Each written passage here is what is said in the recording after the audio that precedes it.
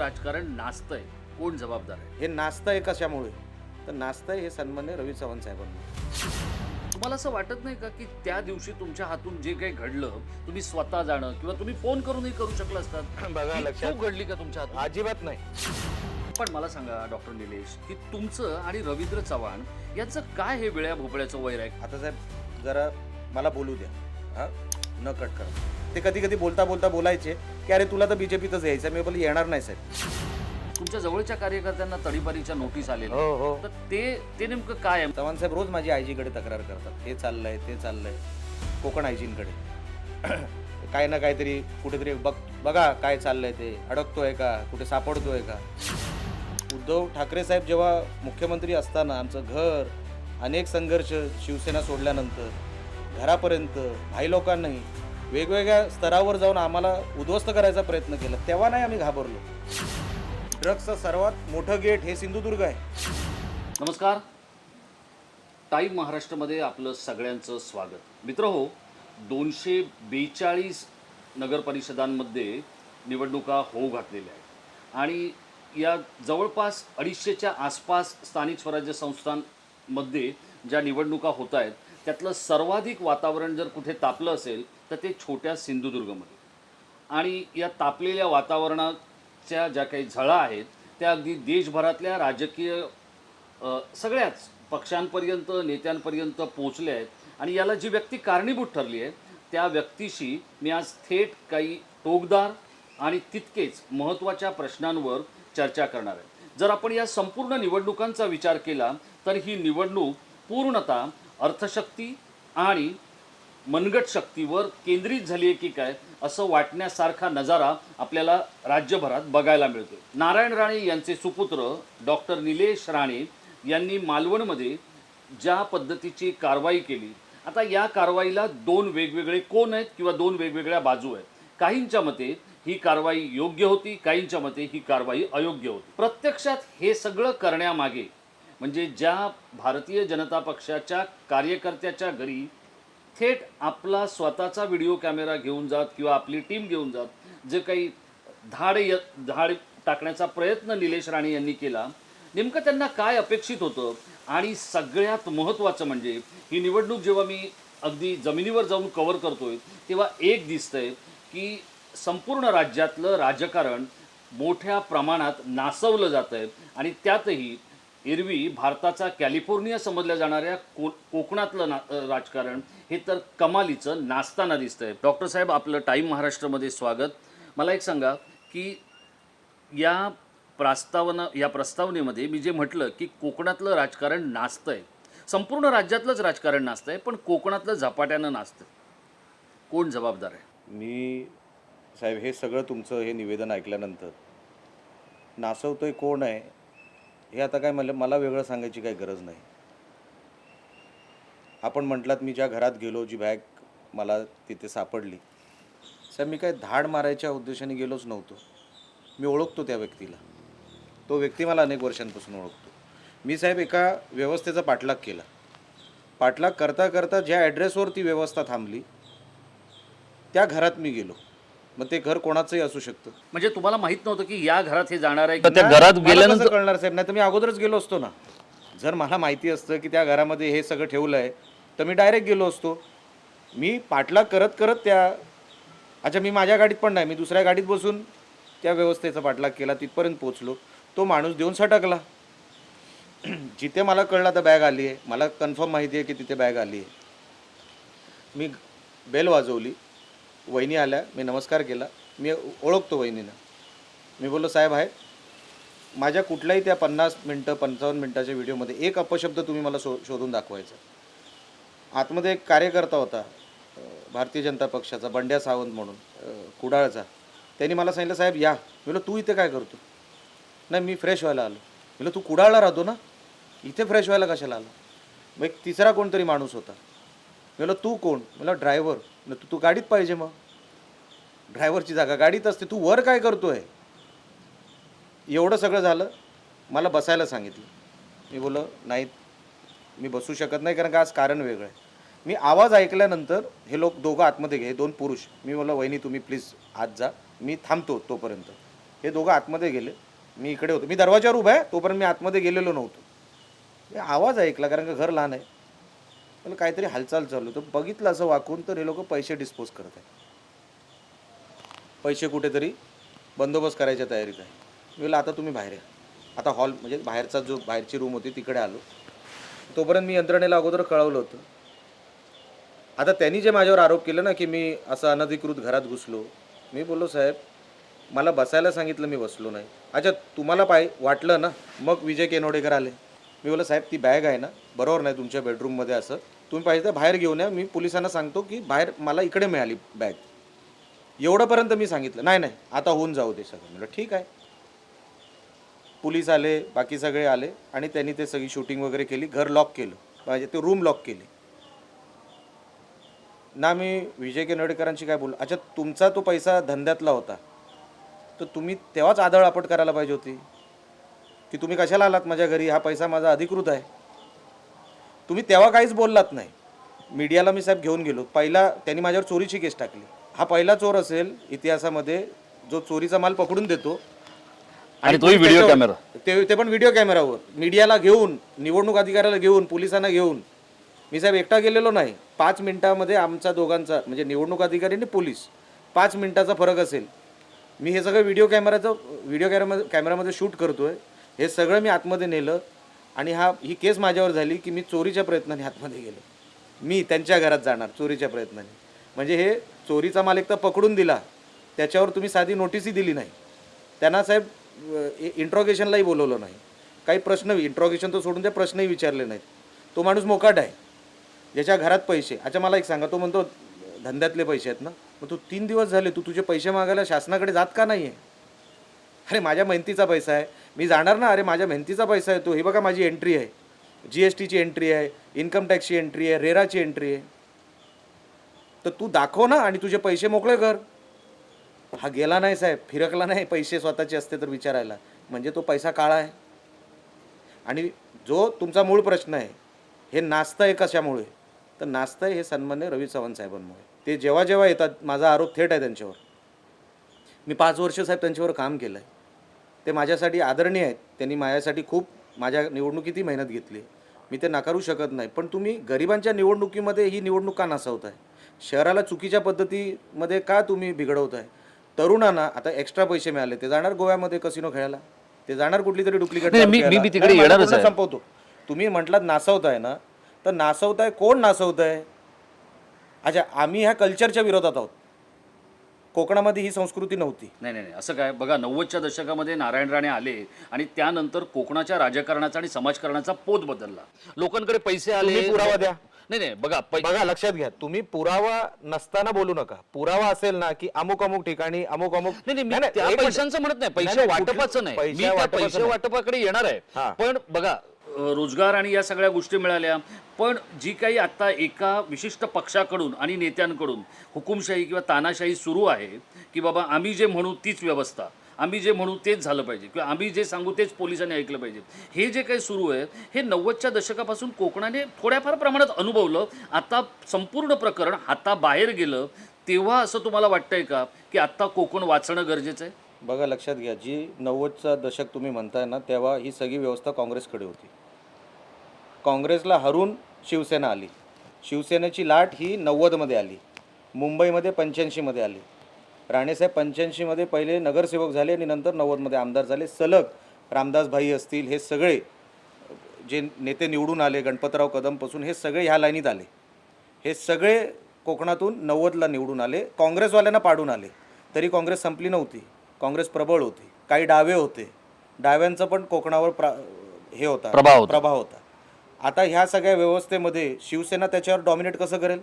हे सगळे dominating factor हरले होते, तरी त्यांचा डॉमिनन्स संपला नव्हता. 95मध्ये सरकार आलं युतीचं, 4.5 वर्ष फक्त टिकलं. 90 ते 95 हे लोक विरोधात होते. काँग्रेसनी तेव्हाही हालत केली होती यांची, तेव्हाही व्यवस्था बिघडवली होती. कोकणामध्ये शिवसेनेला सत्ता किती मिळाली हो? राणेसाहेबांना सत्ता किती वर्ष मिळाली शिवसेनेत असताना? 4.5 वर्ष. नंतर ते विरोधी पक्षनेते होते, नंतर ते काँग्रेसमध्ये आम्ही गेलो. हे सगळं जे काय झालं ना, हे तुम्ही पूर्ण शिवसेनेवर टाकू शकत नाही किंवा तुम्ही एका व्यक्तीवर टाकू शकत नाही. तेव्हा जे मोठमोठे नेते होते काँग्रेसमध्ये हे डेंजर होते. सगळे काय काय करायचे त्या काळात ते तर तेव्हा तर EVM नव्हती. पेट्यांच्या पेट्या, इकडची पेटी राजापूरला चालली आहे, राजापूरची पेटी कुठे दोडामार्गला चालली. म्हणजे भयानक परिस्थिती काँग्रेसवाल्यांनी तेव्हा करून ठेवली होती. मी संपवतो.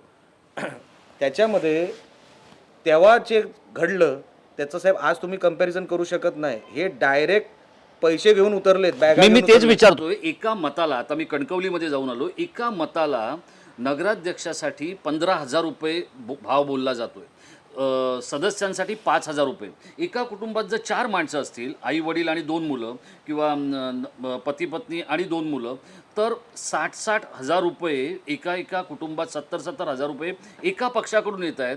हे सगळं आपण कुठे घेऊन चाललो, याचा काय म्हणून आपण विचार केला पाहिजे? साहेब तुम्ही जो कणकवलीचा रेट सांगितला तो कमी सांगितला. मालवणमध्ये 25,000 चालू होता. जेव्हा हे सगळं थांबवलं मी तेव्हा 25,000 रुपये चालू होता. म्हणून मला भीती काय, उद्याची पिढी जी काय नाचते आहे ना किंवा नाचवली जाते ह्या एक्सेसच्या पैशामुळे ना, त्यांना कष्ट करायची सवयच नसते. कारण दर 6 महिन्यांनी निवडणुका येणार. बरोबर आहे. कुठल्या ना कुठल्या तरी येणार. कुठल्या ना कुठल्या तरी आता येणार. विधानसभेच्या संपल्या तेवढ्यात हे आता स्थानिक आल्या, इथून पुढे जिल्हा परिषद आहेत, तिथून पुढे महानगरपालिका आहेत, नंतर परत ग्रामपंचायतींच्या येणार. आपण एकेका निवडणुकीला कुठे घेऊन चाललोय हे आपण सावरणार कधी? आणि हे रेट काय कमी होणार नाही. एकदा तुम्ही लोकांना सवय लावली, एकदा तुम्हाला ॲपल फोनची सवय झाली, तुम्ही अँड्रॉइडला हात नाही बरोबर लावणार. की नाही? त्यांना मग तेच पाहिजे. आता तुम्ही हे सगळे पैसे जर त्यांच्या सत्कारणी लागले असतील तर मी समजू शकतो. साहेब हे बिघडत आहेत, पिढी बिघडते, त्यांना नको नको त्या सवयी लागतात. गोवा बाजूला आहे, ड्रग्सचं सर्वात मोठं गेट हे सिंधुदुर्ग आहे. सर्वात मोठा ॲक्सेस जो काय ड्रग्सचा व्यापाराला घुसण्यामध्ये महाराष्ट्रामध्ये जो मिळतो ना, तो सिंधुदुर्गातून मिळतो. आता मला साहेब सांगा, 25-25 हजार रुपये तुम्ही एका मताला दिले, मल्टिप्लाइड बाय 4 जर घरात असले 1,00,000 रुपये तुम्ही एका मताला देताय, 4 मतांना देताय. साहेब कशाला कोण काय करेल? हे जे नगरसेवक जातील ना उद्या, समजा चुकून भारतीय जनता पक्षाचे मालवणमधले कोणते पैसे वाटणाऱ्या पक्षाचे म्हणूया गेले ना, हे तुम्हाला वाटतं काम करायला जाणार आहेत तिकडे? हे लुटायला जाणार आहेत. आम्ही पैसे देऊन आलो इकडे, बरोबर आहे. आम्ही तुमची कशाला काम करू? हडतूडची भाषा वापरणार. चला निघा तुम्ही. पैसे घेतले ना, पैसे घेताना विचारलं होतं का? आता मग साहेब मला सांगा, अशी प्रवृत्ती जर तुम्ही नगरपालिकेत पाठवली, जिल्हा परिषदेत पाठवली, जिल्हा गेला ना खड्ड्यात. लोक सवयी लागल्या, त्या सगळ्या गोष्ट, व्यवस्थाच बिघडली, कोळमडली. ही कोण करणार आहेत कामं तिकडे जाऊन? माझी लढाई त्या प्रवृत्ती विरोधात आहे. पण मला सांगा, तुम्ही एरवी इतके अलर्ट असता, इतके सावध असता, तुम्हाला असं वाटत नाही का की त्या दिवशी तुमच्या हातून जे काही घडलं, तुम्ही स्वतः जाणं किंवा तुम्ही फोन करूनही करू शकला असतात? बघा, ही लक्षात- चूक घडली का तुमच्या हातून? अजिबात नाही. चूक नाही घडली? अजिबात नाही घडली. कशाला चूक घडली? मी जर कोणाला इन्फॉर्मेशन देतो, तो माणूस फुटला, त्यांनी समोर कळवलं, बॅग गायब. बघा, तुम्हाला मी जर चोराला जंगलात पकडलं असतं, ते जंगल गव्हर्नमेंट फॉरेस्ट असतं, तर काय गव्हर्नमेंटने माझ्यावर तक्रार केली असती की तू जंगलात आरोपी कसा पकडला? मी आरोपी पकडला आहे, मी क्रिमिनल पकडला आहे, मी क्राईम दाखवला आहे. लक्षात घ्या साहेब, तुम्ही कोणाचं घर बघू नका, कोणाचं गोडाऊन असतं आणि मी जर तिकडे गेलो असतो. बघा साहेब, मी इन्फॉर्मेशन कोणाला तरी देणं, मी समजा तुम्हाला देणं, समजा म्हणजे एक उदाहरण म्हणून सांगतोय, आणि ती बातमी फुटली, 5व्या मिनिटाला किंवा 5व्या सेकंडला त्याला पोचली, ते ठेवणार आहेत त्या घरात पैसे? पोलिसांमध्ये त्यांची लोकं असतील, निवडणूक अधिकाऱ्यांमध्ये त्यांची कोण लोकं असतील, मी कोणाला सांगणार होतो? मलाच जावं लागणार. जेव्हा इन्फॉर्मेशन मला कळली एवढी सेन्सिटिव्ह आहे. अच्छा, भारतीय जनता पक्षाला कोण अंगावर घेणार आहे? मी त्याच मुद्द्याकडे येणार आहे. नाही, मी संपवतो. की भारतीय जनता पक्षाला कोण अंगावर घेणार आहे? कोण जाणार? नाही साहेब मी जातो असं कोण म्हणे? नाही, मलाच करावं लागणार साहेब. तुम्हाला आता एकटं पाडलंय का? अजिबात नाही. कशाला? एकटा माणूस हे सगळं करू शकत नाही साहेब. मागे पाठबळ असल्याशिवाय एकटा माणूस एवढं उभा राहू शकत नाही. हे तुम्हालाही माहिती आहे, तुम्ही सिनियर आहात. एकटा माणूस हे सगळं करू शकतो का? हे जे म्हणतायत एकटा पाडलं जातं, एकटा माणूस हे करूच शकत नाही. माझ्या मागेची ताकद आहे, मी कशाला दाखवू ह्यांना? मला काय दाखवायची ह्यांना गरज नाही. माझ्या मागे कोण आहेत मला माहिती आहे, आणि मला जेव्हा गरज पडते माझ्या मागे ती लोकं उभी असतात. पण मी रोज ह्यांच्यासारखी ह्यांच्यासारखं मागे नाही जाऊ शकत की साहेब बघा मी पण आहे. मी नाही करू शकत तसं. माझ्या मागे माझ्या मेहनतीमुळे, मी पक्षामध्ये जो स्टँड घेतला त्याच्यामुळे माझ्याबरोबर लोक आहेत. आणि मी रोज कशाला दाखवू साहेब? मी एकटा अजिबात नाही. पण मला सांगा डॉक्टर निलेश की तुमचं आणि रवींद्र चव्हाण यांचं काय हे वेळ्या भोपळ्याचं वैर आहे? कारण बघा याच्यामध्ये आत्तापर्यंत देवेंद्र फडणवीस साहेबांनी पण मध्यस्थी केली होती. मला आठवतं आहे तुम्ही दोघं एकाच गाडीतून फडणवीस यांच्या सागर बंगल्यावर गेला होतात. तिथे तुमचं मनोमिलन झालं होतं. त्याच्या आधी नारायण राणेंनी तुमच्यासाठी सगळ्या गोष्टी जुळवून आणल्या होत्या. इतके मोठे राज्याचे माजी आजी मुख्यमंत्री बोलून सांगून पण तुम्ही दोन्ही नेते एकमेकाबरोबर वेळ्या भोपळ्याचं वैर का जपताय? आता साहेब जरा मला बोलू द्या, हां, न कट करता. मी पहिलंच तुम्हाला स्पष्ट करतो, माझं आणि चव्हाण साहेबांचं माझ्याकडून काही वाकडं नाही. माझं प्रेमच आहे त्यांच्यावर आणि प्रेम राहणार पण. हे सगळं संपल्यानंतर, निवडणुका संपल्यानंतर मी त्यांची वेळ मागणार, त्यांच्याकडे जाणार. मी सन्माननीय फडणवीस साहेबांची वेळ मागणार, त्यांच्याकडे जाणार की साहेब माझं काय चुकलं एवढं फक्त मला सांगा. मी जर एक पक्षासाठी स्टँड घेतो, माझा पक्ष जिंकावा ह्याच्यासाठी मी जर स्टँड घेतो, त्याच्यामध्ये माझं काय चुकलं, त्याच्या व्यवस्थेमध्ये जर एक भारतीय जनता पक्षाचा कार्यकर्ता अडकला, ह्याच्यामध्ये माझी चूक काय, मी माझ्या पक्षाला नाही जिंकावं काय, हे गरीब लोक उभे आहेत सगळे निवडणुकीला. जर मी कुठे कॉम्प्रोमाइज केलं, नुकसान त्यांचं मी करणार आहे. ते घरदार मोटरसायकल विकून निवडणुकीला उभे आहेत, मंगळसूत्र घरातलं विकून. आपण त्यांच्यावर अन्याय करत नाही आहोत का? मी चव्हाण साहेबांना सांगितलं, चव्हाण साहेब इक्वल प्लॅटफॉर्मवर ही निवडणूक होऊ द्या. म्हणजे सांगायला मी काय डायरेक्ट नाही, पण त्यांच्या लोकांकडून त्यांनी माझा फोनही घेतला नाही. मी त्यांना फोन करायचा प्रयत्न केला. ऑक्टोबरमध्ये मला वाटतं दिवाळी होती. दिवाळीच्या मला वाटतं लक्ष्मीपूजन कधी होतं, दुसऱ्या दिवशी. तर दुसऱ्या दिवशी मी त्यांना फोन केला की फक्त त्यांच्या अनिकेत पटवर्धन नावाचा त्यांचा पी आहे, त्यांना फोन केला. त्यांना सांगितलं की मला फक्त शुभेच्छा द्यायच्या आहेत साहेबांना, मी कधी येऊ, डोंबिवलीत यावं लागलं तरी मी डोंबिवलीत येतो. त्यांनी मला रिटर्न कॉल आजपर्यंत केलेला नाही. म्हणजे त्यांना माझ्याशी बोलायचं नाही. मी सातत्याने बोलतो आहे की चव्हाण साहेब हे कुठेतरी कल्चर थांबा, हे बरोबर नाही आपल्या जिल्ह्याचं, हे कुठेतरी टोकावर जाणार नको. ते आपण आपण आपण हे उभं करतो आहे, आपल्याला झेपणार नाही पुढे, जर देव न करो कधी. त्यांनी काय माझ्यावर राग धरला मला माहीत नाही. माझा त्यांच्यावर अजिबात राग नाही. त्यांनी माझ्या निवडणुकीला मी जसं अगोदर म्हटलं माझ्यासाठी काम केलं आहे, मला आशीर्वाद दिले. मी पुढेही त्यांचे आशीर्वाद घेईन. मी साहेब निवडून आल्यानंतर पहिले 5 जण जे भेटले ना मला, किंवा मी ज्यांना जाऊन भेटलो, त्यापैकी रवींद्र चव्हाण साहेब एक होते, पहिल्या 5 पैकी. मी साहेब खूप आदर करतो त्यांचा. आदर नाही करणार किंवा करत नाही अशातला भाग नाही. माझं त्यांच्याशी साहेब काहीच वाकडं नाही. लक्षात घ्या, पहिले हे तुमच्या डोक्यातून काढून टाका की मी हे चव्हाण साहेबांना टार्गेट करून करतोय. मला हे कल्चर सिंधुदुर्गात आणायचं नाही. हे जे काय तुम्ही भडीमार करताय ना, आणि अच्छा ह्याच्यातले 60% पैसे कार्यकर्ते खाणार हो. ह्यांचे बंगले होणार, ह्यांचे BMW येणार, ह्यांचे कुठेतरी फॉरेन ट्रिप होणार, ह्यांचे मोबाईल फोन प्रो मॅक्स येणार. अहो कार्यकर्त्यांसाठी हे तुमचे पैसे खालपर्यंत पोचत नाही. आणि खालपर्यंत पोचले तो आपला गावातला बिचारा कोणतरी मुलगा हा बिघडणार, दारूच्या नशेत जाणार, बिघडणार. मला त्या व्यवस्थेचा विरोध आहे. चव्हाण साहेबांबद्दल अजिबात नाही. मी फडणवीस साहेबांचा मनापासून आदर, त्यांचे पाया पडून मी शिवसेनेत गेलो. मी जेव्हा शेवटी भेटलो, मी जेव्हा आता ठरलं होतं की मला AB फॉर्म इथून मिळणार, माझ्याही डोळ्यात पाणी होतं. मला फडणवीस साहेबांनी जवळ घेऊन सांगितलं, निलेश तू जा आणि आपण हे सगळं आपण एकच आहोत. मी त्यांच्या पायाला हात लावून बाहेर पडलो. ते माझं कुटुंब आहे साहेब, भारतीय जनता पक्ष. माझे वडील तिकडे आहेत, माझा भाऊ तिकडे आहे. मी कसं काय हो विरोधात जाणार कोणाच्या? पण तुम्ही जर तुम्हाला निलेश राणेला संपवायचं काय हे एकदा मला सांगू, हे त्यांनी सांगितलं पाहिजे. का संपवायचं? मी शिवसेना वाढवतोय, त्यांना 100% करायचं आहे. आता तुम्हाला जर 100% करायचं, ती माझी चूक नाही ना.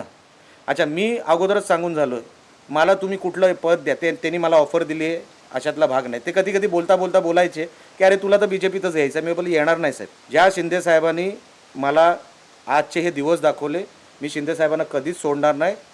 देव पण मला माफ करणार नाही जर मी शिंदे साहेबांना सोडलं तर. मी बोलत त्या माणसाचं सोडून, मी राजकारणात असलो नसलो, मी शिंदे साहेबांची नोकरी करीन, पण मी शिंदे साहेबांना सोडणार नाही. हे मी त्यांना तेव्हाही सांग, म्हणजे अशीच जेव्हा वार्ता वरती होती, मला मी जाणार नाही. मी राजकारणात असो, पद मिळू दे न मिळू दे. मी आमदार झालो तेच माझ्यासाठी भरपूर आहे. मी कोण होतो? समाजामध्ये फेकलो गेलो होतो. 10 वर्ष माझ्याकडे काय नव्हतं. एवढं सगळं मला शिंदे साहेबांनी दिलं. त्या माणसाचे उपकार मी विसरायचे ह्या जन्मात नाही विसरणार. आणि जर मी विसरलो तर मी लायकीचाच माणूस नाही. देव मला माफ करणार, माझे आई वडील मला माफ करणार नाही. हे मी त्यांना सांगितलं. कदाचित त्यांना 100% करायचं आहे, तर इकडे मी सोडायला मागत नाही आणि मी जाणार नाही कुठे. आणि म्हणून आता कुठेतरी याची जिरवा. आत्ता जे चित्र या संपूर्ण स्थानिक स्वराज्य संस्थांमध्ये विशेषतः तळ कोकणात दिसतंय ते राणे विरुद्ध राणे असं दिसतंय. एका बाजूला तुम्ही पक्ष वाढवताय, दुसऱ्या बाजूला तुमचा भाऊ जो मंत्री आहे तो पक्ष वाढवतोय.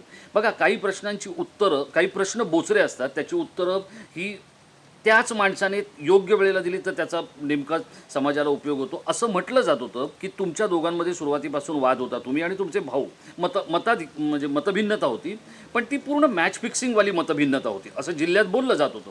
जे बोललं जात आहे सामान्य लोकांपर्यंत ते मी साहेब तुम्ही विचारा, हो काही प्रॉब्लेम नाही. तुमची मतभिन्नता, तुमच्यातले जे काही वाद आहेत किंवा जे काही वेगळेपण आहे किंवा जो तुमच्या विचारांमधले वैविध्य आहे हे पूर्णतः मॅच फिक्सिंग होती. तुम्ही रात्री जेवायला सगळे तिन्ही राणे, आई, वहिनी वगैरे सगळे एकत्र बसायचात आणि बाहेर गेलात की लोकांसमोर तुमच्यातला वाद दिसायचा आणि वेगळे पण दिसायचं. या विजय केनवडेकर प्रकरणाने एक गोष्ट अशी झाली की आत्ता राणे विरुद्ध राणे हा जो मुकाबला आहे हा एकदम जीवघेणा मुकाबला आहे, इंडिया पाकिस्तान मॅच सारखा.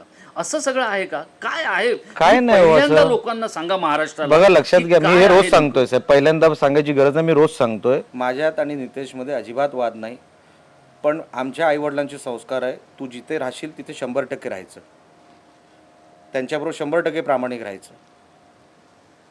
नितेश त्या पक्षात आहे, मी ह्या पक्षात आहे. मी माझा पक्ष वाढवणार, नितेश त्याचा पक्ष वाढवणार. पण आमच्यामध्ये जसं तुम्ही सांगताय ना की आम्ही अनेक वर्षांपासून ही मॅच फिक्सिंग करतोय, असं नसतं साहेब. नातं असतं ते.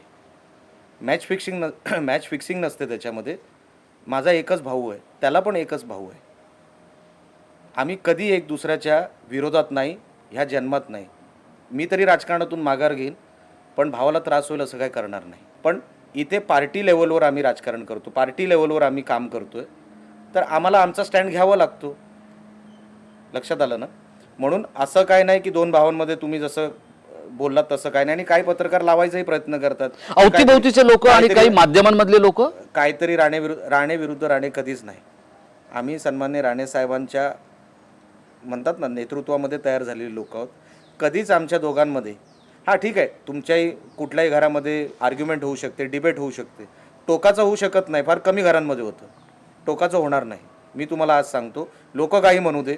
अच्छा, आम्ही राणे असल्यामुळे आम्ही बोलतो काही वेळा, जे काय आहे ते स्पष्ट, हां बाई असं आहे, पण त्याचा अर्थ माझं त्याच्याशी काय वाकडं आहे अशातलं. आता जसं मी तुम्हाला चव्हाण साहेबांचं सांगितलं, मी एवढं बोलतो पण माझं त्यांच्याशी काहीच वाकडं नाही. मी सिच्युएशनवर बोलतोय, प्रसंगावर बोलतोय. जर ते त्यांनी संवाद ठेवला असता ते प्रसंगही आले नसते. आमच्यात संवाद चांगला आहे. आम्हाला जेव्हा बोलायची गरज आहे तेव्हा मी बोलतो. आता साहेब सगळे 40-45च्या वर गेलेली लोक आम्हाला आता कुठे रोज बोलायला वेळ असतो एक दुसऱ्याशी.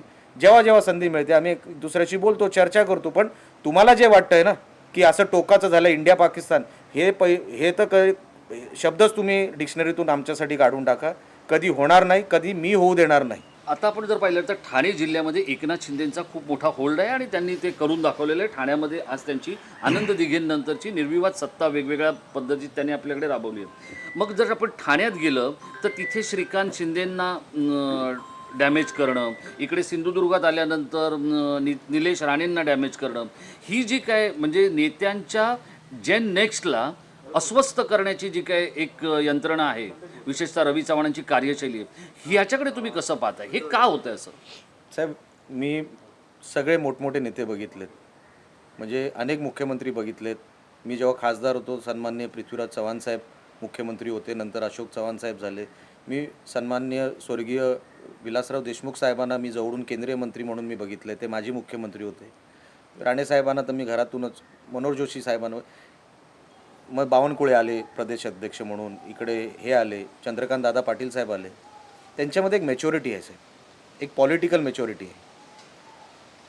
त्यांना एक माहिती असतं की हे केल्यानंतर कदाचित हे डिस्टर्ब होऊ शकतं, हे राहिलं तर ते जाऊ शकतं. आमचं म्हणणं आहे, तुम्ही प्रदेश अध्यक्ष आहात, तुम्ही 2-3 जिल्ह्याचे होऊ नका ना, तुम्ही महाराष्ट्राचे प्रदेश अध्यक्ष व्हा. मॅच्युरिटी आणा तुमच्या बोलण्यामध्ये. आता पण धमक्या देत आहेत रोज. कधी पूर्वीचे प्रदेश अध्यक्ष भाजपचे जे एवढे सिनियर होऊन गेले, चंद्रकांत दादा, त्यांनी कधी धमकी नाही दिली, त्यांनी संवाद ठेवला. तुम्ही विचार करा, तुम्ही तर तेव्हापासून कव्हर करत आलात स्वर्गीय प्रमोद महाजन साहेबांनी, त्यांनी नेहमी संवाद ठेवला. बाळासाहेब तेव्हा प्रखर बोलायचे, शिवाजी पार्कवर बोलायचे, BJPवर, पण प्रमोद महाजन साहेबांनी कधी युती तुटू दिली नाही. ते कसं तरी जोडायचे. त्यांना माहिती होतं की आपण हिंदुत्वासाठी एकत्र आलेलो आहोत. हे जाळं कधी कुठे फाटता कामा नाही, ह्याच्यामध्ये कुठे हे तुटता कामा नाही. तशी मॅच्युरिटी नाही साहेब. आपण हे बोलल्यामुळे 2 तारखेनंतर मी हा, म्हणजे हे हे काय- काय धमकी हे देताय काय- का? काय? हे धमकी आहे. धमकी आहे ही. कोणाला धमकी देताय, कशासाठी देताय? आम्ही तुमच्याकडे काय बोललोय? मी एका प्रसंगावर बोललो, तुम्ही त्याच्यावर उत्तर दिलं पाहिजे. तुम्ही उलटा माझ्यावरच केस टाकली, ते सोडून द्या. माझ्यावर आता 24च्या 25च्या वर गेले केसेस. तो केसचा फरक नाही. मी पोलिसांना सांगतो मला अटक करा. केस झाली, FIR झाली, मग निलेश राणेला अटक का नाही करत तुम्ही? करायला पाहिजे. बाजूला पोलीस स्टेशन आहे 50 पावलावर. म्हणजे तुम्ही फक्त दाबायचा प्रयत्न करणार, तुम्ही कोणाला डॉमिनेट करायचा प्रयत्न करणार. आम्ही डॉमिनेट होणार नाही. असे तुम्ही इन्स्टिगेटही करायला प्रयत्न करणार की काहीतरी ह्याचा बघा चावी मारून बघू, हा भडकतो काय, हा काहीतरी चुकतो काय. हो, आम्ही आमदार मला जनतेने केलं तर मी जनतेची कामं करायला इकडे निवडणुकीत उतरलेलो आहे, तुमच्याशी वाद घालायला नाही. पण त्यांना तिकडे बसून काय काम आहे की नाही मला माहीत नाही. ते नुसतं त्यांचा सिंधुदुर्ग 5-5, 8-8 दिवस तुम्ही सिंधुदुर्गात येऊन बसता आणि मग आम्ही काय बोलायला गेलो आणि हे वाटप आम्ही पकडून दिलं तर तुम्ही आमच्यावरच बघता. आज पण तडीपाऱ्या काढल्यात माझ्या लोकांच्या. हा, हे काय आता मी काही लोकांबरोबर बोलत होतो, तुमच्या जवळच्या कार्यकर्त्यांना तडीपारीच्या नोटीस आलेल्या आहेत. तर ते नेमकं काय आहे? म्हणजे ज्याने घरात एक झुरळ मारलं नाहीये अशा तुमच्या कार्यकर्त्यांना तडीपारी काढण्यात आलेली आहे, ते काय आहे? साहेब बघा कसं आहे, तुम्ही उदाहरण दिलं ते 100% योग्य दिलं की ज्यांनी झुरळ मच्छर मारलं नाही अशा लोकांना तडीपाऱ्या काढलेल्या आहेत. ते हातपाय माझे इथे बांधायचा प्रयत्न चालू आहे की जे काम करतात. हो, एक चांगला ओरेटर होता आमच्या इकडे, प्रास्ताविक चांगला करायचा, निवेदक असतो ना, अँकर, एक अँकर चांगला होता. त्याच्यावर पण तुम्ही जर काढत असाल तर आपल्याला विचार करायची गोष्ट आहे की आपण कुठल्या लेवलवर आहोत आणि आपण काम काय करतोय. रोज तुम्ही आयजीला तक्रार करता. माझी चव्हाण साहेब रोज माझी आयजीकडे तक्रार करतात, हे चाललंय ते चाललंय, कोकण आयजींकडे काय ना काहीतरी कुठेतरी बघा काय चाललंय, ते अडकतोय का, कुठे सापडतोय का, कशासाठी, काय मिळवणार आहे त्याच्यातून. अच्छा, हे सगळं करून तुम्ही तुमचा पराभव झाला तर इज्जत कोणाची गेली साहेब? माझं काय, मी लहान माणूस आहे हो साहेब, खरं मी लहान माणूस आहे. माझं काय जाणार आहे? मी परत कुठेतरी माझ्या कामाला लागीन, माझ्या शहरामध्ये माझ्या मतदारसंघात परत माझी 4 वर्ष जी आहे मी इकडे काढीन. पण तुमचं काय जाणार आहे याचा विचार करा ना. तुमचं काय काय इकडे. अच्छा, फक्त पैशाने जर निवडणुका जिंकल्या असत्या तर मग रत्नागिरीत तुम्ही का जिंकत नाही आहात? तिथे पण तुम्ही पैसे वाटताय. हा, मग मला हेच म्हणायचं आहे, ते रत्नागिरीमधला तिथला जो फोर्स आहे तो काहीसा लाईट किंवा काहीसा सौम्य आहे, पण सिंधुदुर्गमधला फोर्स हा प्रचंड जोरकसपणे आणि जोरदारपणे लावला जातोय. काय आहे? कल्याण आणि डोंबिवलीमध्ये जोरकस आहे कारण तिथे डॉक्टर श्रीकांत शिंदे आहे. पण तीच गोष्ट अंबरनाथमध्ये आता काही दिवसांपूर्वी त्यांना असं सांगितलं होतं युतीच्या नेत्यांना, देवेंद्र फडणवीसांनी, की आता एकमेकाच्या कार्यकर्त्यांना डिस्टर्ब करू नका. असं त्यांनी सांगितल्याच्या दुसऱ्या दिवशी पण अंबरनाथमध्ये भाजपने काही शिवसेनेच्या कार्यकर्त्यांना, विशेषतः शिंदे सेनेच्या कार्यकर्त्यांना स्वतःमध्ये घेतलं. हे काय आहे? म्हणजे हे म्हणून मी म्हटलं ना साहेब, मॅच्युरिटी नाही, आपण काय करतो ह्याचा भान नाही. मी अनेक प्रदेश अध्यक्ष बघितले साहेब, पण इमॅच्युरिटी हा ह्यांचा मला असं वाटतं आता घटक झालेला आहे ह्यांच्या डिसिजन मेकिंगमध्ये. हे काय विचार करून डिसिजन घेतात मला माहीत नाही. पण एवढं सन्माननीय फडणवीस साहेबांनी सांगितल्यानंतर सुद्धा तुम्ही ऐकत नाही. मग तुम्ही नेमकं कोणाचं ऐकताय? नेमकं पार्टीमध्ये काय, तुम्ही कोणाला तरी आन्सरेबल असलं पाहिजे ना. कोणालाच तुम्ही आन्सरेबल नाही असं कसं चालेल? फडणवीस साहेब स्वतः सांगतात, तुम्ही त्यांचा तरी आदर ठेवा. आमचं म्हणणं आहे, आम्ही ह्याच अपप्रवृत्तीच्या विरोधात आहोत की हम करे सो कायदा. असं नाही चालणार. ते तुम्ही दुसरीकडे चालवा. रत्नागिरीत तुम्ही एवढे पैसे वाटता, मग तुम्हाला एक ग्रामपंचायत काय नाव? पैशाने असं कुठे लिहिलं की पैशाने निवडणुका जिंकता येतील? तुम्हाला खाली संघटन लागतं, तुमच्यावर प्रेम करणारी तसे संघटनेमध्ये लोक लागतात, जनतेमध्ये तुम्ही पटले पाहिजे. तुम्ही काही नाही करणार, नुसतं पैसे वाटणार. निलेशजी, कोकणात नारायण राणेंचं प्रचंड प्राबल्य आणि प्रभुत्व होतं.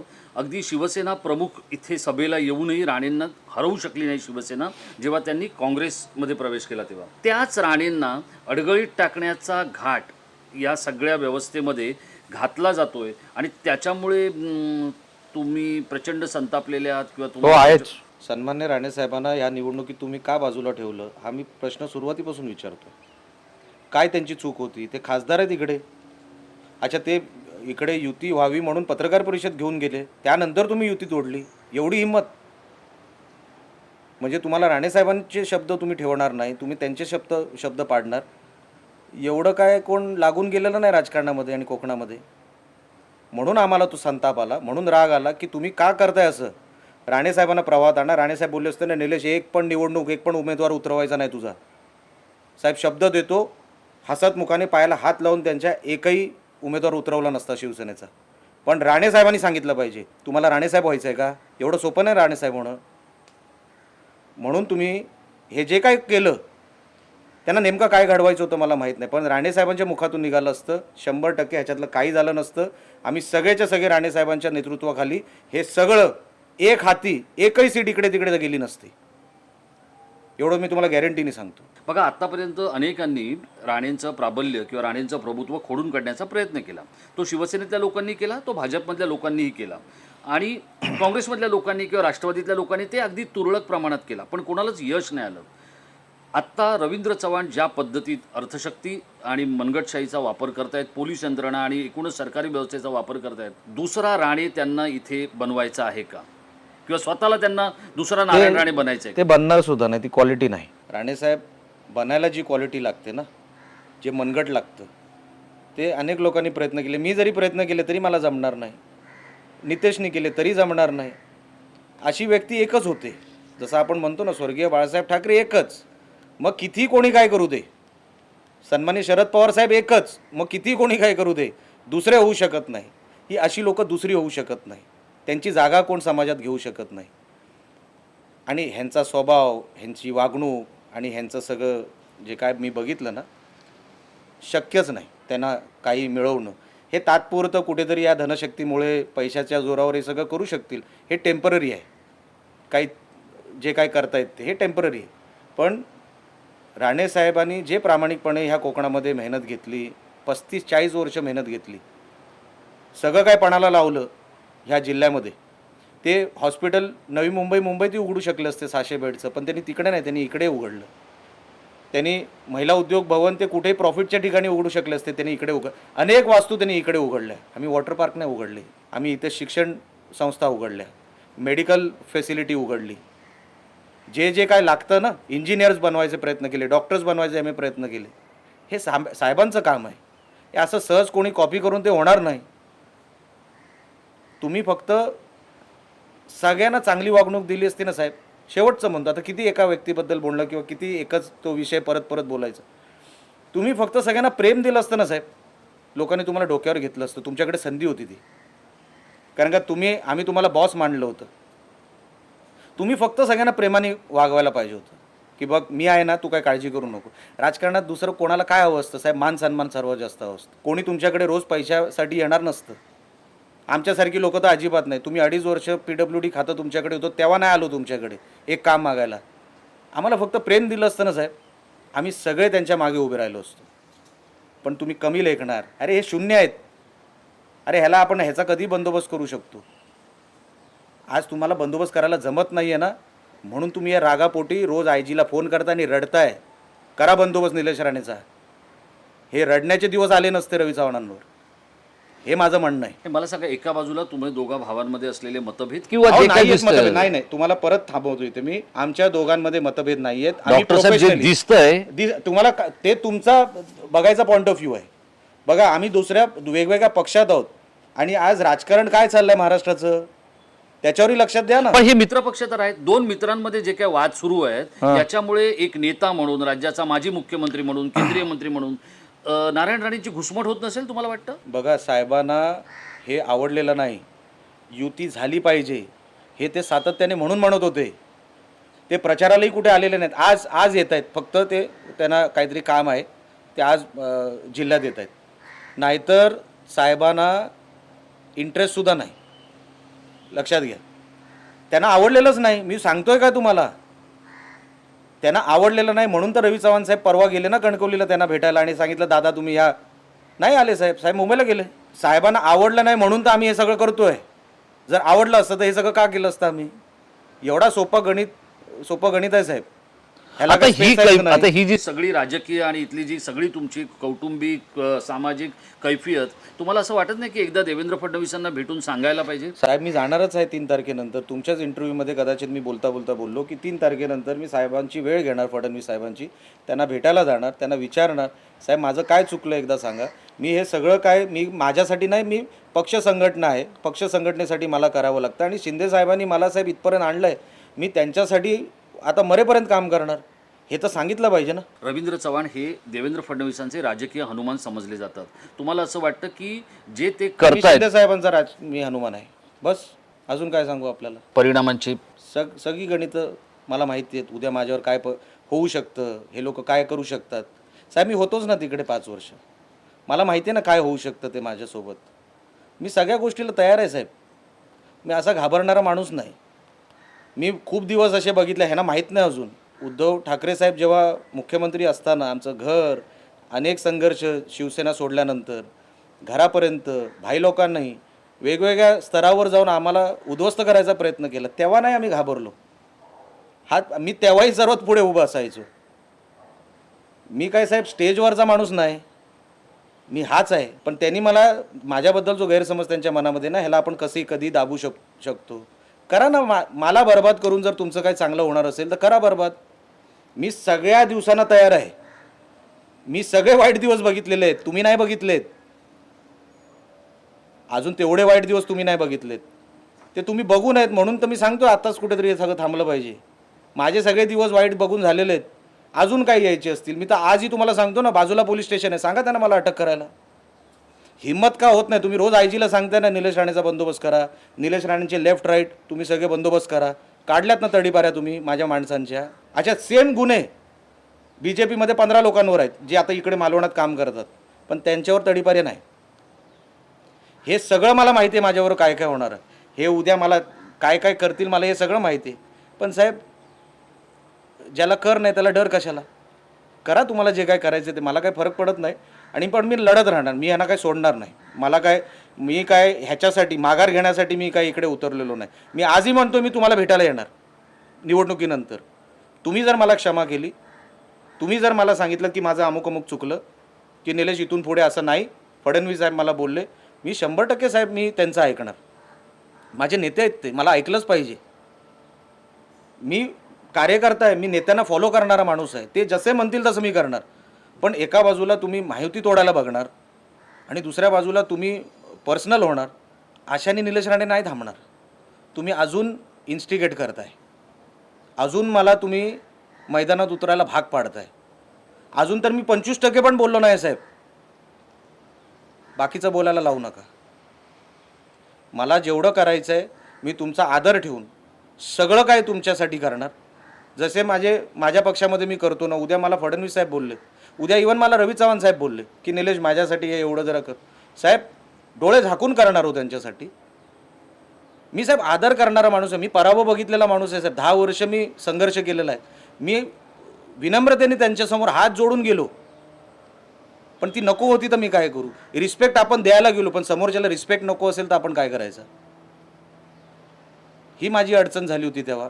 आता एकदा मैदानात उतरल्यानंतर हे नाही करायचं ते नाही करायचं ते मला जमत नाही. हे आहेत डॉक्टर निलेश नारायण राणे.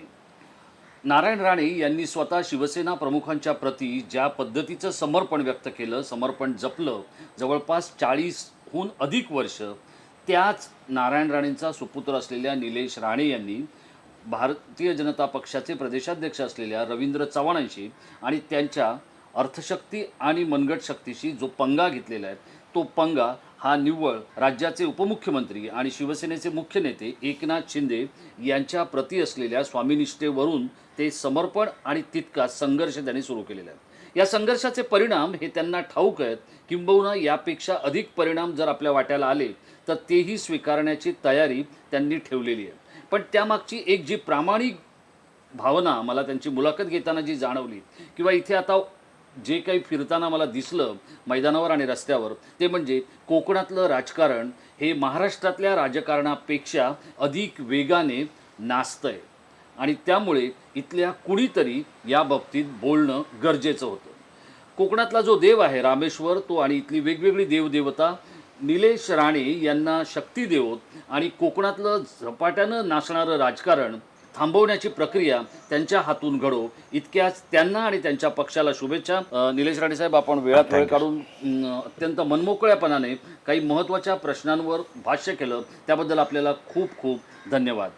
माझा सहकारी संदेश जुवेकर आणि चैतन्य परब याच्यासह मी राजेश कोचरेकर, टाईम महाराष्ट्र, मालवण.